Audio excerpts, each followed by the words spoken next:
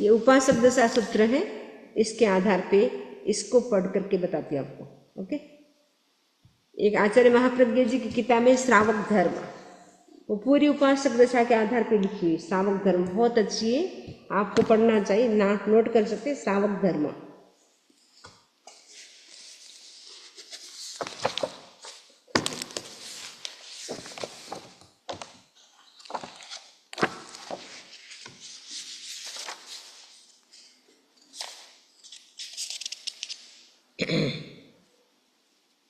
आराध्य देव के चरणों में वंदन। आदरणीय समणी जी, उपस्थित भाई तथा बहनों, उपासक दशा सूत्र का हमारा वाचन चल रहा है। इसके अंतर्गत हमने 12 व्रतों की चर्चा की। आपने देखा आनंद श्रावक ने भगवान महावीर स्वामी से 12 व्रतों को स्वीकार किया। उन्होंने 2 करण 3 योग से टोटल त्याग किए और लाइफ लॉन्ग के लिए त्याग किए।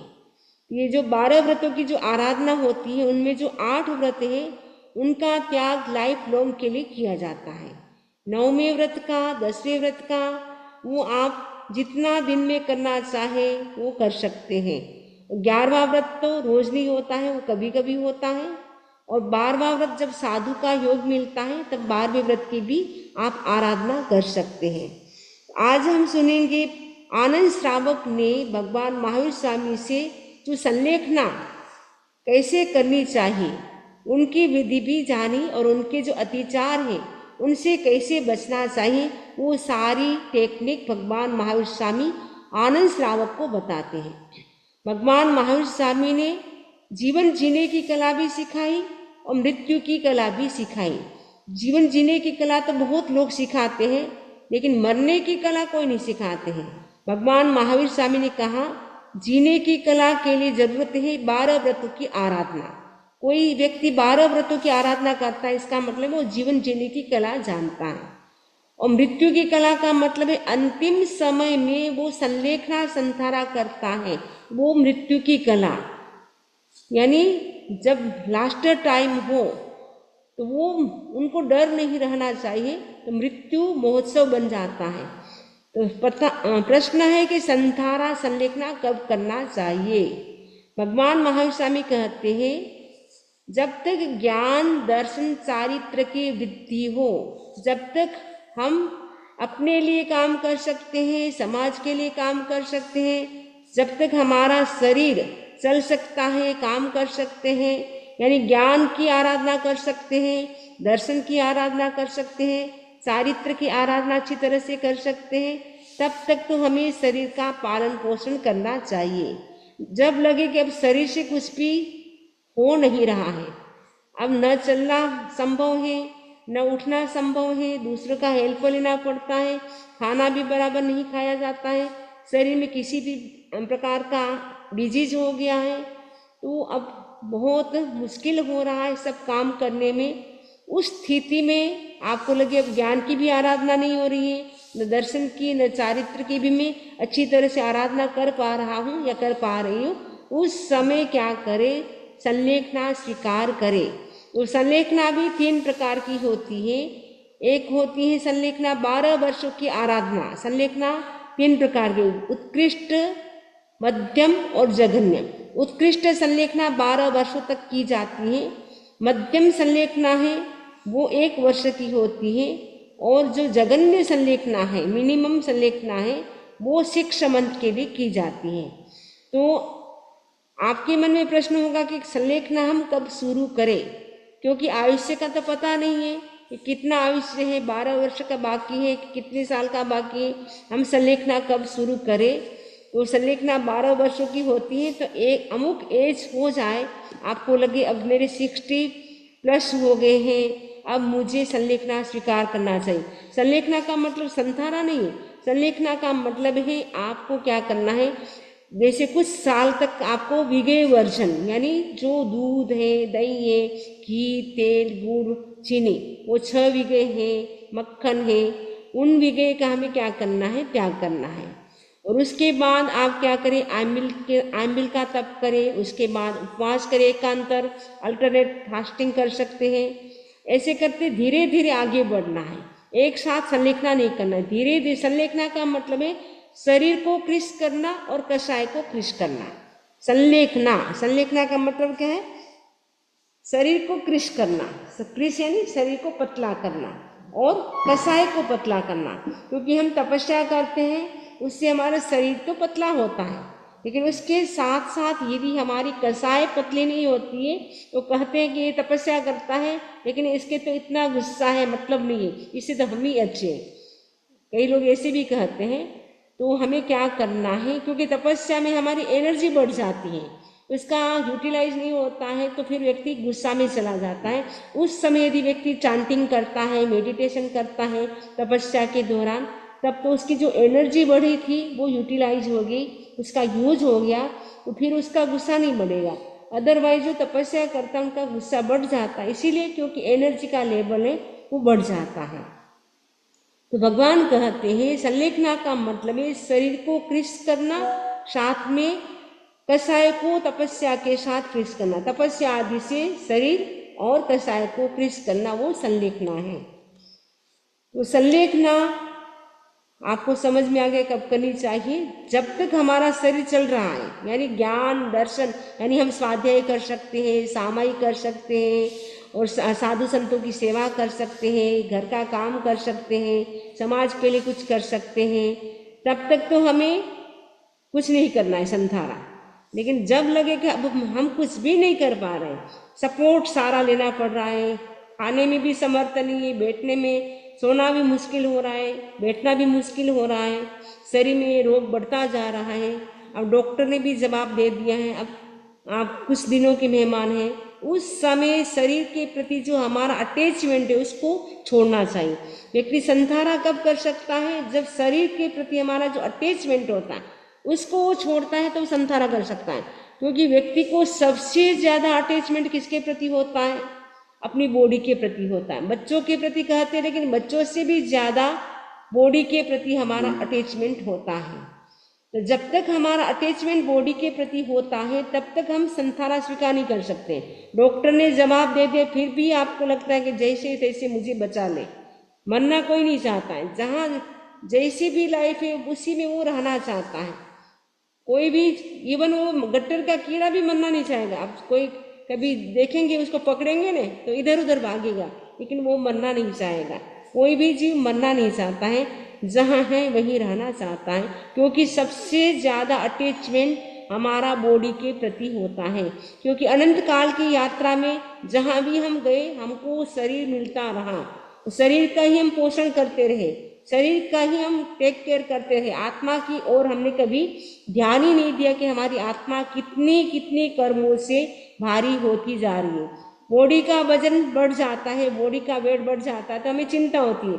तो उसके लिए क्या करते हैं? आप ज्वाइन करते हैं, जिम में जाते हैं, एक्सरसाइज करते हैं, योगा करते हैं, उसके लिए कितनी आपको चिंता हो जाती है। लेकिन हमारी आत्मा कर्मों से कितनी कितनी भारी हो रही है। क्या कभी आपके मन में आता है कि मेरी आत्मा कर्मों से कितनी भारी हो रही है, कैसे हल्की बनाऊं, मैं कर्मों से कैसे हल्की बन सकती हूँ? क्योंकि जितने जितने कर्म हल्के होते जाएंगे उतने उतने हम ऊपर होते जाएंगे, यानी हमारी सदगति होगी।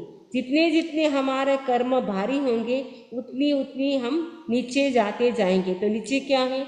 नरक गति है। तो जो व्यक्ति अशुभ कर्म करता है, क्रूर कर्म करता है, उसका फल भोगने के लिए व्यक्ति को नरक में जाना होता है।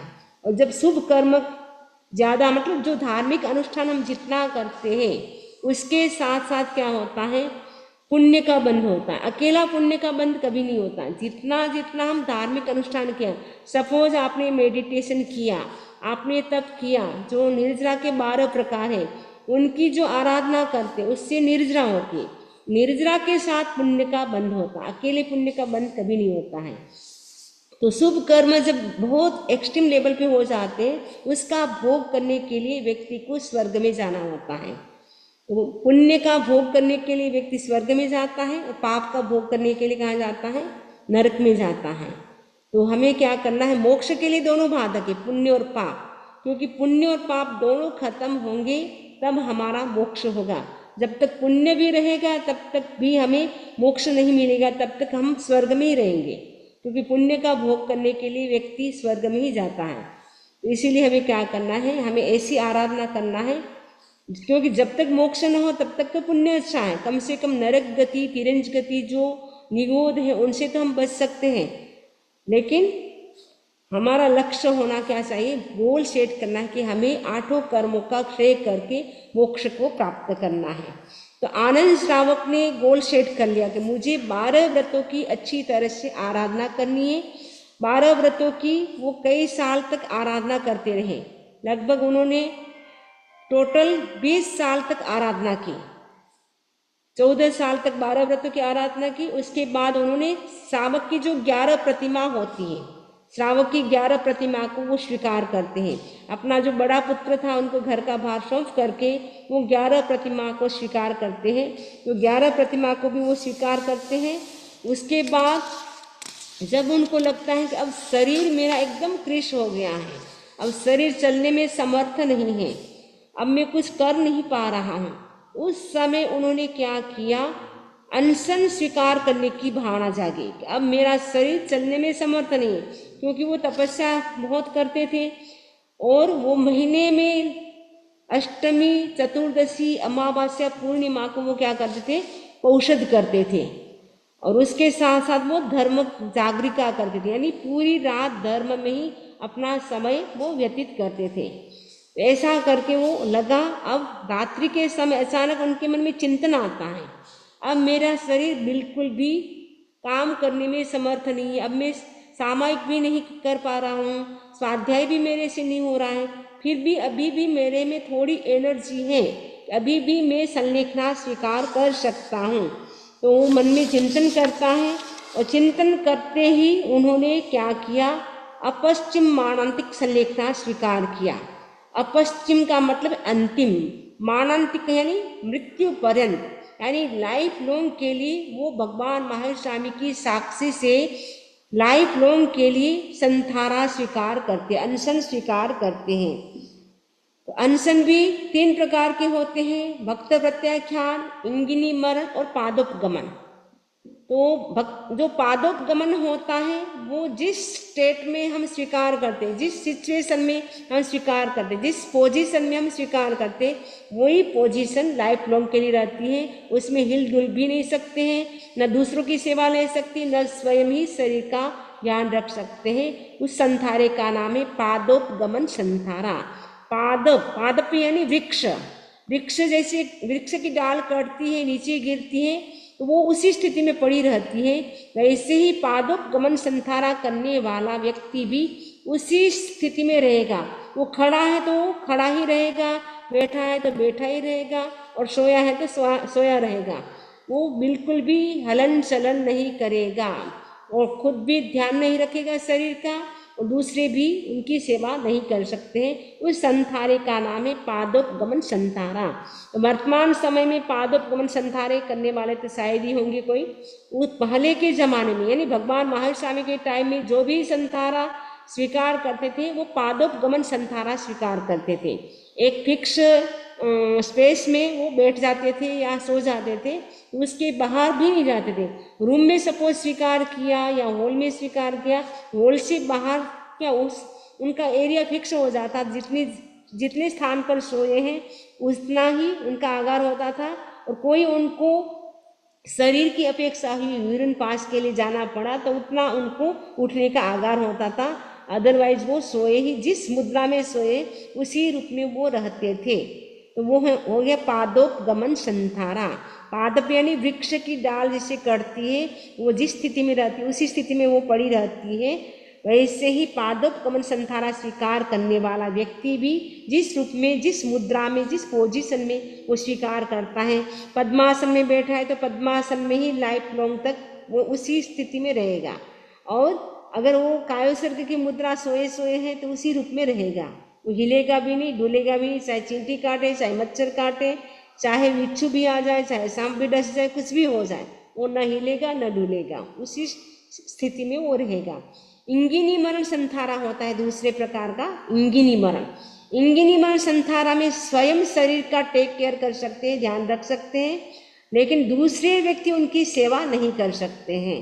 इंगिनी मरण संथारा भी वर्तमान समय में बहुत कम देखने को मिलता है। तीसरे प्रकार का संथान है भक्त प्रत्याख्यान। भक्त प्रत्याख्यान का मतलब है भोजन का त्याग करना। इसमें भक्त प्रत्याख्यान एक ऐसा संथारा है जिसमें स्वयं भी शरीर का ध्यान रख सकते हैं और दूसरे भी परिवार वाले भी उनकी सेवा कर सकते हैं, ध्यान रख सकते हैं, उनका स्पंज कर सकते हैं, कपड़े चेंज करवा सकते हैं। तो वो भक्त प्रत्याख्यान में सब परिवार वाले हो, यानी गृहस्थ ने संथारा स्वीकार किया तो परिवार वाले ध्यान रखेंगे, साधु साधु ने स्वीकार किया तो साधु साध्य आपस में एक दूसरे का ध्यान रखेंगे। स्वयं भी शरीर का ध्यान रख सकते हैं, दूसरे भी रख सकते हैं। भक्त प्रत्याख्यान संथारा 3 आहार अथवा 24 3 आहार अथवा 24 तिव्यारा अथवा 24 होता है। और जो इंगिनी मरण और भक्त प्रत्याख्यान होता है वो 24 होता है, उसमें पानी की कोई छूट नहीं होती है। भक्त प्रत्याख्यान में स्टार्टिंग में तो वो तिव्यार करते हैं और बाद में लगता है कि अब तो बहुत लगता है जीने की संभावना कम है, तो लास्ट उचित समय देख करके उनको 24 संथारा का भी त्याग कराया जाता है। तो 24 संथारा करने से संथारा लंबा नहीं चलता है, तिव्यारा करने से लंबा चलता है, क्योंकि पानी भी एक प्रकार का आहार है। 4 प्रकार के आहार बोलते हैं ना, असन, पान, खादिम, स्वादिम। तो ये पान यानी पानी पीना भी एक प्रकार का आहार है, उससे भी एनर्जी मिलती है। इसीलिए 24 संथारा करने से संथारा जल्दी खत्म हो जाता है, क्योंकि जितना लंबा चलता है उतना पेन कष्ट वो ज़्यादा होता है, और जितना जल्दी हो जाता है कंप्लीट उतना अच्छा माना जाता है। लेकिन आयुष्य किसी का हाथ में नहीं है, किसी का लंबा भी चलता है, किसी का कम भी चलता है, किसी का 2 घंटे में सीख जाता है, किसी का 2 महीने तक भी चलता रहता है। तो डॉक्टर ने जवाब दे दिया, लेकिन जब संथारा स्वीकार कर लेते हैं उसके बाद कभी कभी ऐसे होता है सब कुछ नॉर्मल हो जाता है। ऐसे भी कई वो को होता है, ऐसा लग रहा था बस 5-10 मिनट का मेहमान है, डॉक्टर ने कहा बस थोड़े समय का मेहमान आप घर पे ले जाइए, और घर पे ले जाते हैं। और कोई जैन होता है, समझदार होता है, उनको लगता है कि मुझे मरना तो है, अच्छा है कि मैं त्याग के साथ मरूं, क्योंकि त्याग के साथ संथारा के साथ यदि हमारी मृत्यु होती है तो श्योर सद्गति होती है। एक होता है पंडित मरण होता है, एक होता है बाल मरण। तो यदि हम त्याग प्रत्याख्यान के साथ जाते हैं, संथारा स्वीकार करते हैं, तो हमारा पंडित मरण हो जाता है। यदि हम बिना त्याग में जाते हैं तो हमारा बाल मरण हो जाता है। इसीलिए हमें क्या करना चाहिए, लास्ट मोमेंट लगे तो परिवार वाले व्यक्ति को उनके प्रति अटैचमेंट नहीं होना चाहिए। नहीं नहीं हम संथारा नहीं करने देंगे, क्या पता जी जाए तो, अरे जिएगा 5 दिन 10 दिन ज़्यादा जिएगा क्या पता, लेकिन उनकी गति सुधारने में हमें हेल्प करना चाहिए। वही सच्चा साथी होता है कि पति पत्नी आपस में, क्योंकि एक साथ तो जाते नहीं है, कभी कोई पति पहले चले जाता है, कभी पत्नी चली जाती है। तो होना ये चाहिए कि उस समय हिम्मत करके उनको लगे कि बस अब तो संथारा कराने में फायदा है, इनकी गति उनकी परमिशन के बिना नहीं भचकाना है, उनकी इच्छा हो, पर इच्छा पूछनी चाहिए कि आपका अब शरीर तो ज़्यादा टिकने वाला नहीं है, अगर आप कहें तो आपको हम संथारा करा दे, वो परमिशन दे के यस मुझे करवा दो, तब आप करा सकते हैं। आप उनकी इच्छा नहीं, आप बोले नहीं हाथ जोड़िए आपको मैं संथारा कराती हूँ, वो आप नहीं करा सकते हैं। उनकी इच्छा हो, सामने वाले व्यक्ति की इच्छा को पूछ करके ही संथारा करवाया जाता है। संथारे की इच्छा न हो तो आप क्या करा सकते हैं, 1-1 घंटे का, आधे घंटे का त्याग करा सकते हैं। आपको जागरूक रहना पड़ेगा, क्योंकि वो कभी कभी होता है सामने वाला व्यक्ति बोलने की स्थिति में भी नहीं होता। अंतिम समय में ऐसा होता है, कई बहुत कम लोग होते हैं अंतिम समय में बोलने की सिचुएशन में होते हैं, तो बोलने की स्थिति में नहीं होते, तो उस समय क्या करें, आप अपनी ओर से पचकाते जाए, 1-1 घंटे का दवाई पानी का छूट रख करके 1-1 घंटे का त्याग कराते जाए।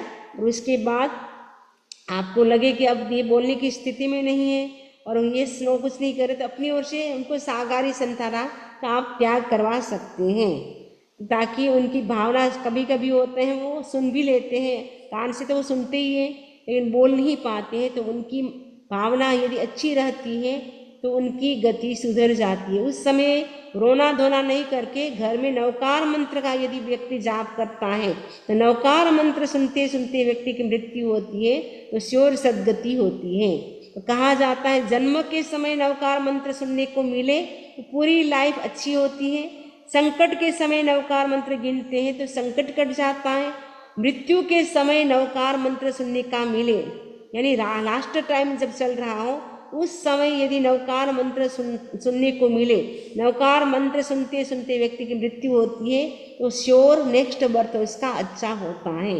इसलिए ज़रूरत है कि हम क्या करें, उस समय मोह ममत्व को छोड़ करके उनकी भावना अच्छी कैसे रह सकती है। उस समय कोई परिवार की बात नहीं, कोई बिजनेस की बात नहीं, कोई घर की बात नहीं, क्योंकि यदि हम ऐसी बातें करते रहिए, अरे आपने क्या कहाँ किसके कहाँ कितना लेना है, क्या करना है, वो सारी बातें करेंगे, उनका मोह घर के प्रति रह जाएगा तो उनकी गति बिगड़ जाएगी।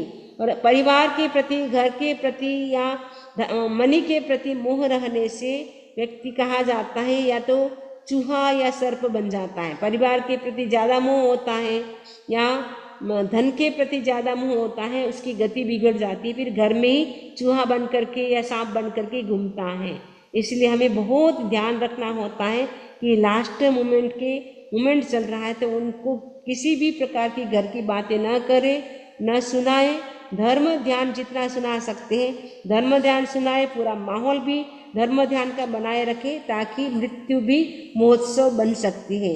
तो मृत्यु को भी महोत्सव बनाना है। जन्मोत्सव मनाते हैं, वैसे मृत्यु को भी महोत्सव के रूप में हम मना सकते हैं। तो अब संलेखना आनंद श्रावक ने स्वीकार कर लिया, यानी संथारा स्वीकार कर लिया उन्होंने। तो संथारा स्वीकार करते हैं उनको क्या होता है, आनंद श्रावक को क्या होता है, अवधि ज्ञान की प्राप्ति हो जाती है। और उसके साथ साथ जो 5 अतिचार है, भगवान महावीर ने कहा संथारा आपने किया है, जब भी करोगे, उस समय तो किया नहीं था, मतलब 12 व्रत समझा रहे थे, लास्ट में समझाया कि तुम संथारा करोगे जब भी संलेखना, तब आपको क्या ध्यान रखना है। तयानंतरम चरणम अपच्छी मालंत्य संलेखना झूषणा रहणाय पंच अतियारा जानी यव्वा न समा यरियव्वा तंजहा यह लोग संसप ओगे, परलोग संसप ओगे, जीव्या संसप ओगे, मरना संसप ओगे, काम भोगा संसप ओगे।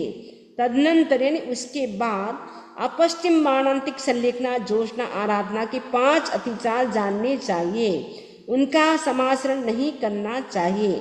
वे अतिचार कौन से हैं?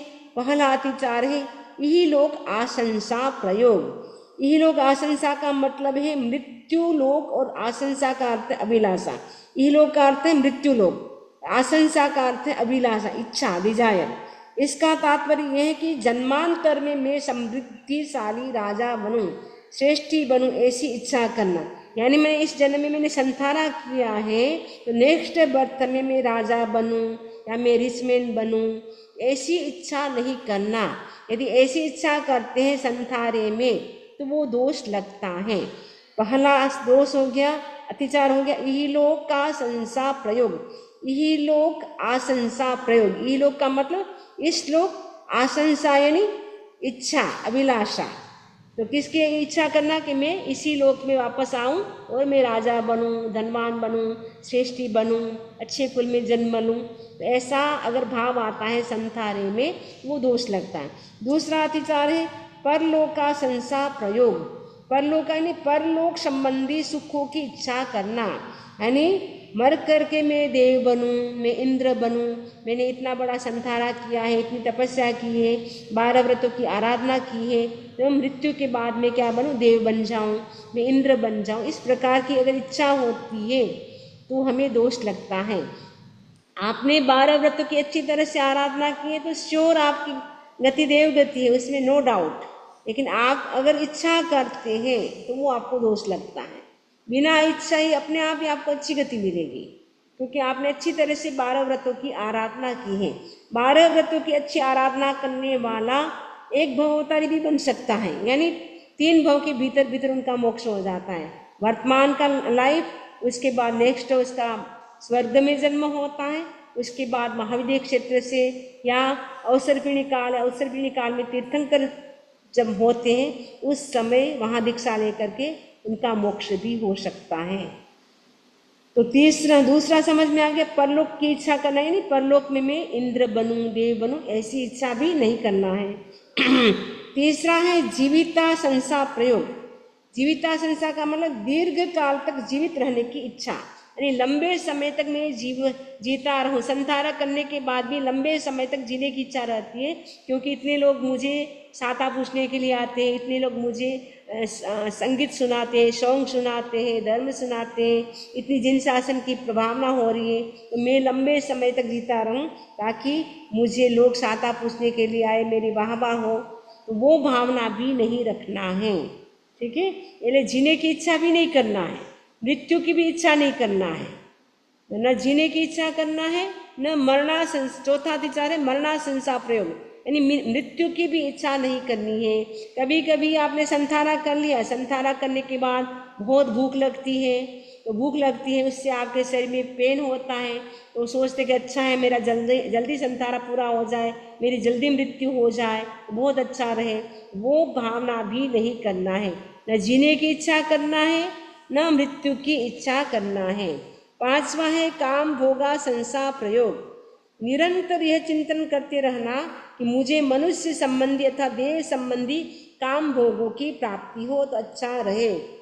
तो आपने संथारा कर लिया, संथारा करने के बाद आपके मन में बार बार आ रहा है कि मुझे मनुष्य के जो काम भोग है वो मुझे मिले, या देवता के जो काम भोग है वो मुझे मिले।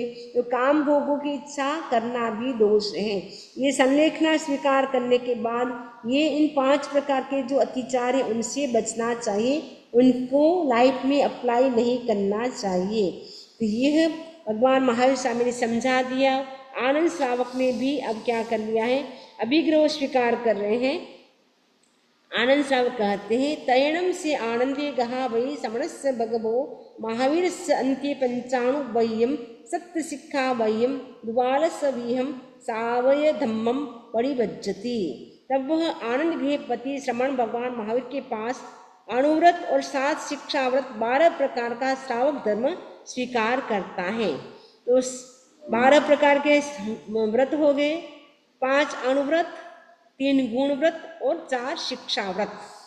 5 अणुव्रत, 3 गुण व्रत और 4 शिक्षा व्रत।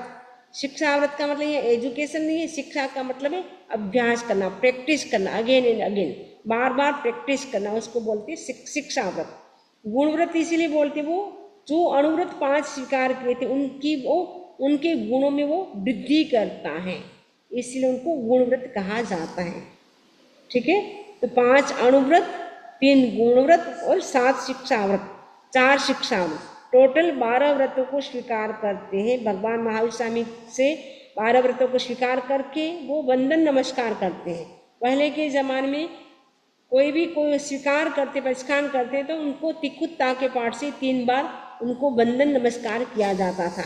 तो आनंद श्रावक ने भी भगवान महावीर स्वामी को 3 बार उठ बैठ करके वंदन नमस्कार किया, और वंदन नमस्कार करके भगवान महावीर स्वामी से वहाँ से वो चले जाते हैं।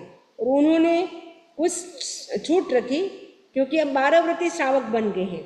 12 व्रती श्रावक बनने के बाद उन्होंने कहा आज से अन्य तीर्थिक देव अथवा अन्य तीर्थिकों द्वारा स्वीकृत अर्हत चैत्यों को वंदन नमस्कार करना, बिना बुलाए उनसे आलाप संलाप करना, उनको असन पान खादिम स्वादिम देना, बार बार देना, ये सब मुझे नहीं कलपता है। क्योंकि अब 12 व्रती श्रावक बन के सम्यक्त स्वीकार कर लिया।